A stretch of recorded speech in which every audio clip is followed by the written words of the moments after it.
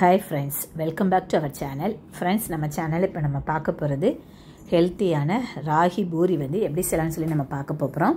நம்ம சேனலை first time பார்க்குறவங்க மறக்காமல் லைக் பண்ணுங்கள், ஷேர் பண்ணுங்கள், கமெண்ட் பண்ணுங்கள், சப்ஸ்கிரைப் பண்ணுங்கள். ஃப்ரெண்ட்ஸ், ராகி பூரிக்கு ஃபஸ்ட்டு வந்து நம்ம 1 கப் அளவு கோதுமை மாவு எடுத்துக்கோங்க. அதே அளவு கப்பில் வந்து 1 கப் அளவு ராகி மாவு எடுத்துக்கோங்க. அது கூட 2 டேபிள் ஸ்பூன் ரவை ஆட் பண்ணிக்கோங்க. தேவையான அளவு உப்பு ஆட் பண்ணிக்கோங்க. 1 டேபிள் ஸ்பூன் ஆயில் வந்து ஆட் பண்ணிக்கோங்க. எல்லாம் சேர்த்து நம்ம நல்லா மிக்ஸ் பண்ணி நம்ம வந்து பூரி மாவு பதத்துக்கு நம்ம பசைஞ்சு வச்சுருவோம். ரொம்ப தண்ணியாக பசையக்கூடாது. பூரி மாவு வந்து கொஞ்சம் கெட்டியாக நம்ம வந்து பசைஞ்சு வச்சுக்கலாம். பசைஞ்சு ஒரு 1/2 hour நல்லா நம்மளுக்கு ஊறட்டும்.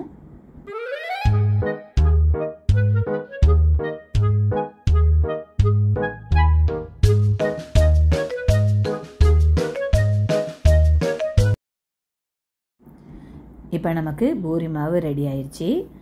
இதை நம்ம வந்து இப்போ நம்ம தேய்ச்சி எடுத்துக்கிடலாம். தேய்க்கும் போது நம்ம வந்து அந்த கட்டையில் நம்ம வந்து லைட்டாக எண்ணெய் மட்டும் லைட்டாக தேய்ச்சிட்டு நம்ம வந்து தேய்ச்சி எடுத்துக்கிடலாம்.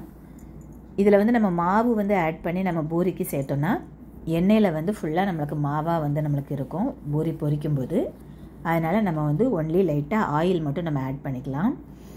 இப்போ நமக்கு வந்து பூரி வந்து ரெடி ஆயிடுச்சு. ஹெல்த்தியான ராகி பூரி ரெடி ஆயிடுச்சு. நீங்களும் இந்த ரெசிப்பியை ட்ரை பண்ணி பாருங்கள். ட்ரை பண்ணி பார்த்துட்டு கமெண்டில் சொல்லுங்கள்.